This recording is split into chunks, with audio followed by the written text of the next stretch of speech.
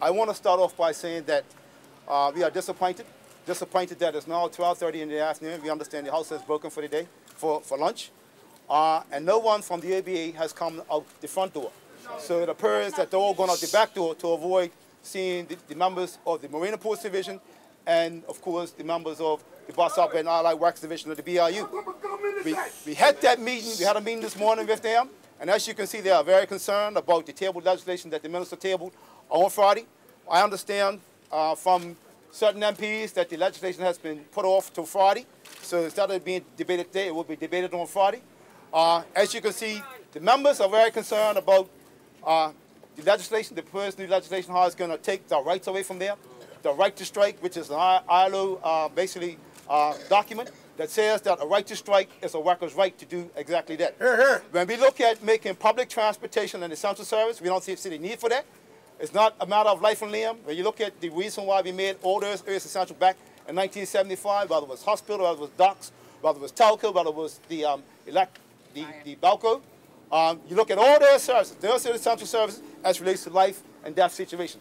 This, when we look at public transportation, this is not a life and death situation. So we can't wonder, we're wondering why the LBA government has now decided that they want to make the buses and the ferries an essential service, the marine ports and DPT an essential service. That, when you look at some of the comments that's made in the paper today, it's a form of union busing, and I'll say this to you, it can't be described as anything else other than that.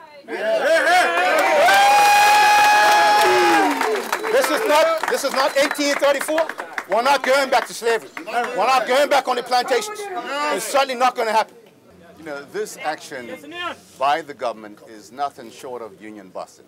In fact, it was in the 90s, early 90s, that the then Minister, Irvin Perriman, the government then, the UBP/OBA, wanted to put the hotels under essential services. But Mr. Perriman had the guts and the intelligence enough to know that he had to check with the ILO. And the ILO told him, no, they don't come under essential services. So he made it essential industries. And that's why we have the hotels today under essential industries. As Chris Furbert said already, 21 days notice is not going to solve anything, you know, because even prior to the 21 days notice, unions sit down and they negotiate. And when workers say we're heading off, workers just don't drop tools like that. They drop them because we've been meeting for months and months and months.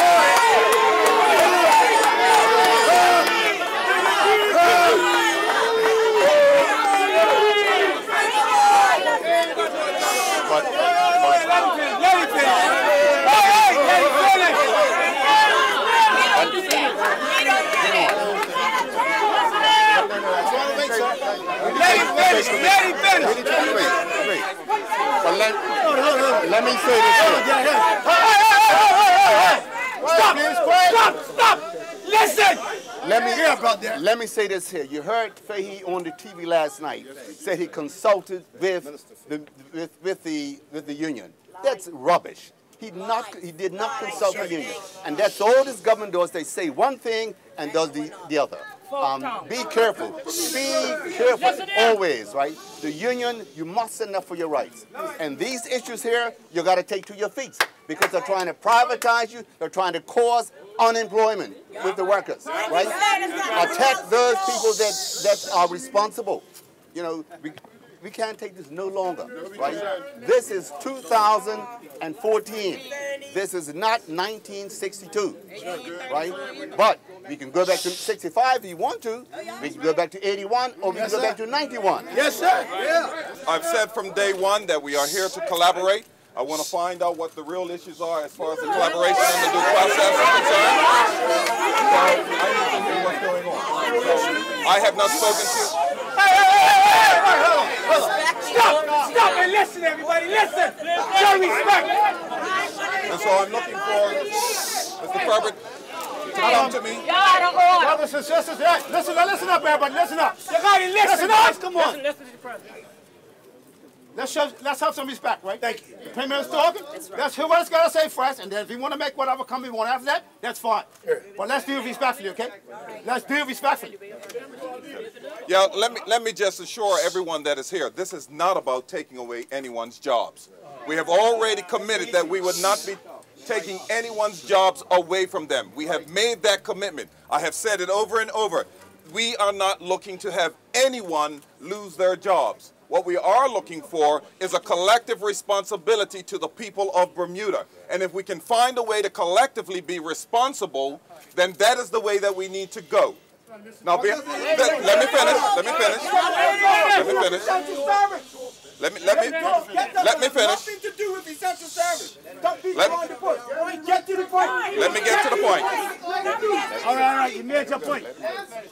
It is vitally important that as we look at essential services concerning these departments, that to the people of Bermuda we be responsible. To the young kids and to the seniors who are catching the buses and the ferries, that we, listen to me, let me finish, let me finish, let me finish, let me finish.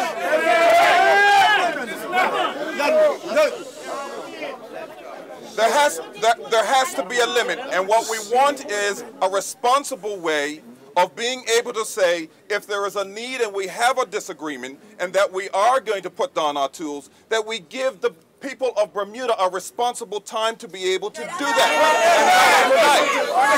That's what we're doing. So, let me finish. Mr. Freeman, let me just say this. I need to finish. Let me finish first. Let me finish. You need to let me finish. Listen, I'm trying to finish so you can have something to say. And so we're looking for a way forward. Yes. For everyone. This is not for any special interest group or to leave anyone out. This is about all of us moving forward with this thing. And so I will be speaking to the minister, Minister Fahy, about this concern, and then we will go from there. But I do need to hear what the concerns are. But I take exception to the fact that the deputy of the opposition leader will say that this is about losing jobs and we're looking to take away jobs. That is not the case. No one has lost their jobs. No one has lost their jobs.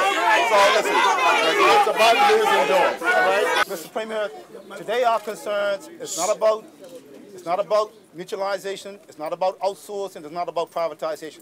We are here today about the bill that was tabled in the House of Assembly on Friday. That's going to make marine imports and DPT and part of the essential service, all essential, which means that the ferries now will become essential service. Yes. All the buses will become an essential service.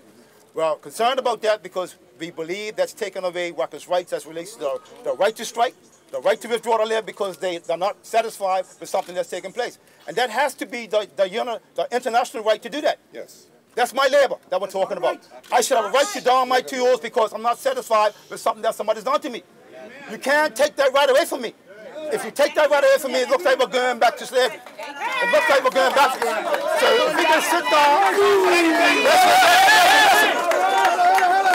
if we can sit down and have a conversation, and whilst I don't disagree, that maybe there could be another, and I'm not totally saying that we can't have a conversation about something that needs to happen and the time for it needs to happen here. But we can't guarantee you that every time, if we tell you it's going to take 24 hours or 40 hours, it's going to happen. Under normal circumstances, maybe it can. But if something happens out of the ordinary, then it's going to happen immediately. And it can't happen no other way. Why? Because when something happens, like happened the other day where the employer violates the agreement and we told them they violated the agreement, I don't know of any union in the world that Don Tools as the deputy shadow leader said a few moments ago, I don't know any organization that says, you know what, we're striking today just for the sake of striking. That's right. We've been around the bargaining table for a week, a month, 3 months, or 6 months. We have enough, so now we decided to take progressive industrial action. That's the way how all unions operate. That's the way how the BRU operates. No different. So when the minister talks about that we've had dialogue, we've had 3 conversations, maybe 4, about making public transportation an essential service in the last 4 months or 5 months. And every time the minister has came with that approach, the BRU says, I'm not sure that's the correct way to go. The last time he spoke to him, he said maybe you can consider making public transportation an essential industry as opposed to essential service. The minister did say in the paper today that he also talked to the LAC. LAC did give him no commitment whatsoever about whether he can go ahead and put legislation forward to make public transportation an essential service. Now, if I was in the meeting, I didn't hear a green light. So now if the minister decided that he's going to do something, I would have thought, reach out to the stakeholders. Here's what I'm going to do. Here's the wisdom. Not 2 days before, Because I got an email from Ms. P.S. on Wednesday to say that the bill was going to be before the House on Friday. 2 days notice? No. So when we talk about dialogue, we have no problem with sitting down and having dialogue about moving the country forward and making sure that we are all stakeholders, critical stakeholders, without being disrespected. I think that what I've said, I will continue to say. The OBA is the government of the day. Nobody is trying to take that away. You are the government. We have to respect that you are the government of the day. But you simply cannot disrespect the workers in this country by saying you're going to take away their rights. Good afternoon, Bermuda, and to all of the press that are here today. Just a few comments about the march that we had this afternoon on the House of Parliament concerning the bus service and ferry services becoming an essential service. One of the things that we have been looking at as a government is a more responsible way of dealing with the differences that we might have. We believe that by making the buses and the ferries an essential service, what it allows us to be able to do is to approach our differences in a very responsible way, meaning that 21 days notice would have to be given if we are to don our tools. Now, the situation is this. We do not want any of our people at this time in our history to be disadvantaged because there may be differences between the government and the collective bargain agreement with the BIU or any other union. So we're simply seeking out what we believe to be a responsible way forward. How can we negotiate through our differences, but at the same time ensure that services are continued to be supplied to the people of Bermuda? We believe by giving a 21-day notice, no one's rights are being infringed upon. They can still strike if they so wish, but this allows us to be able to let our senior citizens who are catching the bus to be able to get to the pharmacy and to the grocery store. This allows for our young kids who are catching the bus to be able to go to and from school in a responsible and a secure way. For those who have to catch the bus to make it to work because they can't afford to have a car or a bike. We want to ensure that they have enough time to make alternative measures and put things in place. This is not about, as we heard earlier today, going back to the 70s and the 80s when we had strikes. This is not about going back to slavery, as we heard chanted earlier today on the House of Assembly. This is simply about how do we move forward. And I'd like to leave you with this analogy. If we continue to look in the rearview mirror as we drive this vehicle, the budget, and how we move this country forward, we will only see what's behind us and not the potential that lies in front of us. The rearview mirror is very small, but the windshield that we should be looking through going forward is very big. This is about taking the country to a better place. This is about doing it in a more responsible way. This is about ensuring that all stakeholders are informed and they know the way forward. And so with that in mind, I'd like to turn now over to the Minister of Home Affairs, Minister Mike Fahy, so that he can give his statement concerning the issue of essential service concerning the bus and the ferry service. Minister Fahy. Thank you, Premier. Good afternoon, ladies and gentlemen.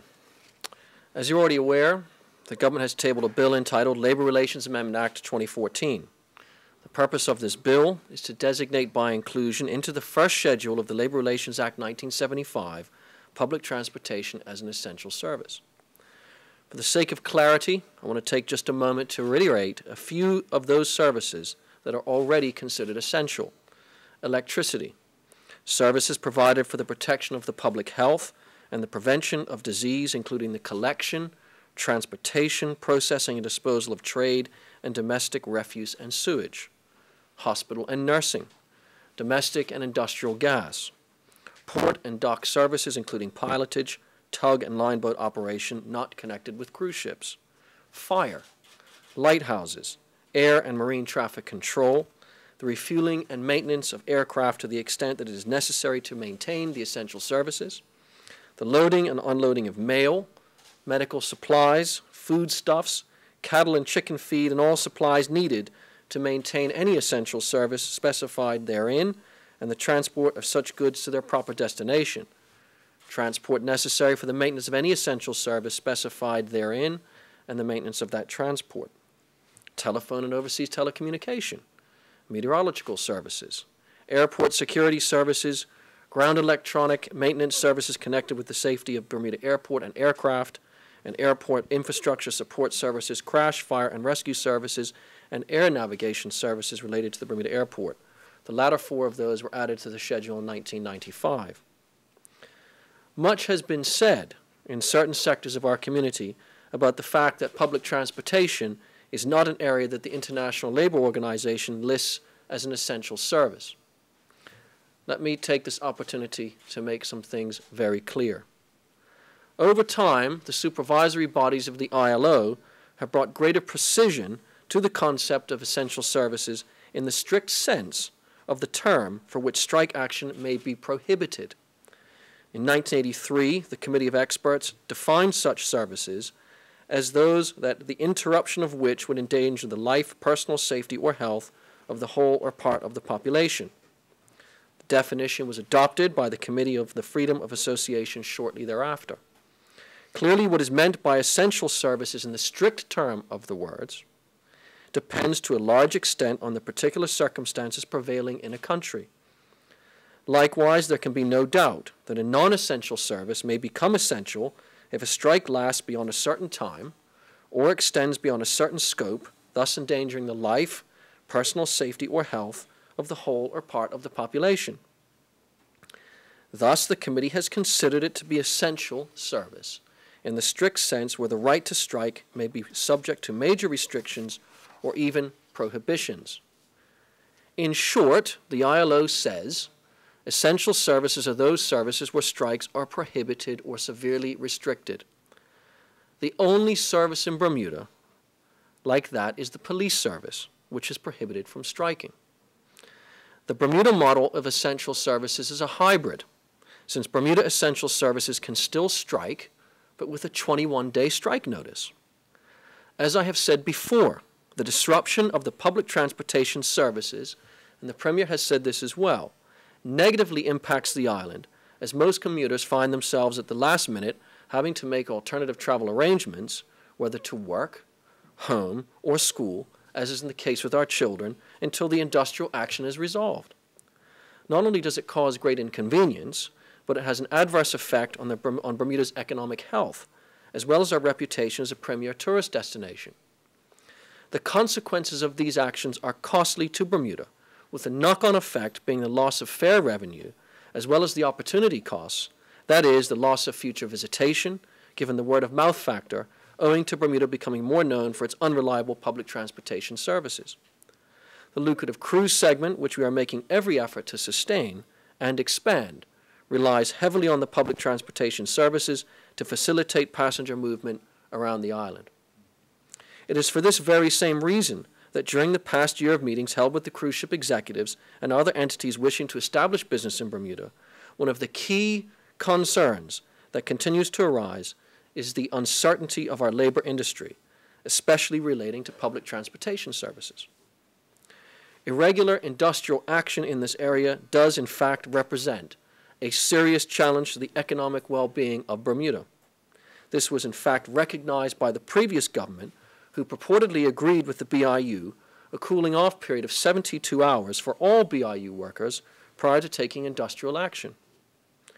The government is anxious to see development and certainty for investors. It will ensure our economic survival. We would like this concern to be a thing of the past by providing assurances that the government is doing its part to address the same. Ladies and gentlemen, to ensure that the public has the benefit of the full facts, during recent consultation with the Labor Advisory Council and the BIU, one of the concerns raised by the latter was that the ministry was not making public transportation an essential industry as opposed to an essential service.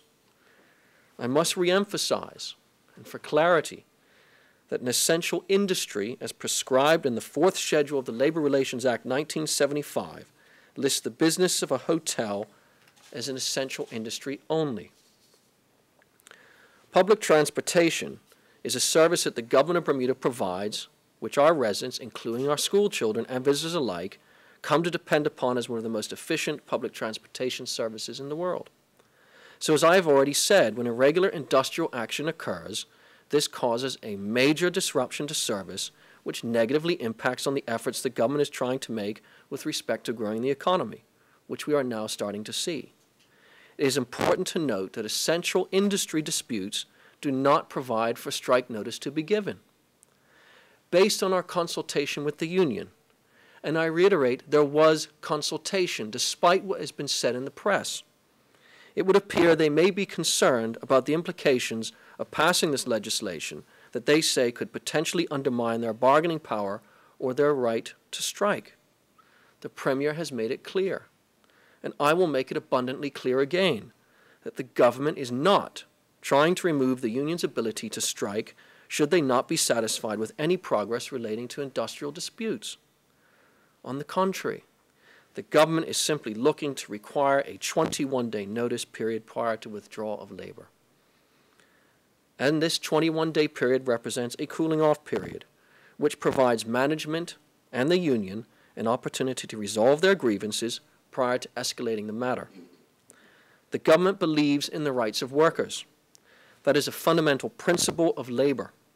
We also support the ILO Committee on Freedom of Association's view that strike action is a right.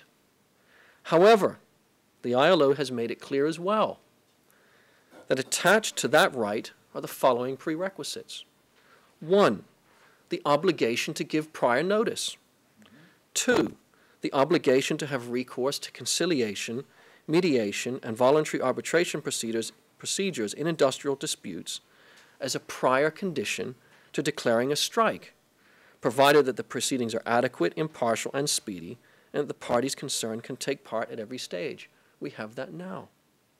The obligation to observe a certain quorum and to obtain the agreement of a specified majority. The obligation to take strike decisions by secret ballot. The adoption of measures to comply with safety requirements and for the prevention of accidents. The establishment of a minimum service in particular cases. And the guarantee of the freedom to work for non-strikers. There are some who want to characterize what we're doing that this legislation is union busting. Nothing could be further from the truth. We wholeheartedly believe in protecting the rights of workers, employers, and our residents in introducing this bill. We must see the end of our school children being stranded by the roadside. We must see the end of employees missing out on badly needed paychecks because they can't get to work. We must see the end of tourists trying to thumb rides to town to spend money in our shops. And we must see the end of waiting of our seniors for a bus that never comes.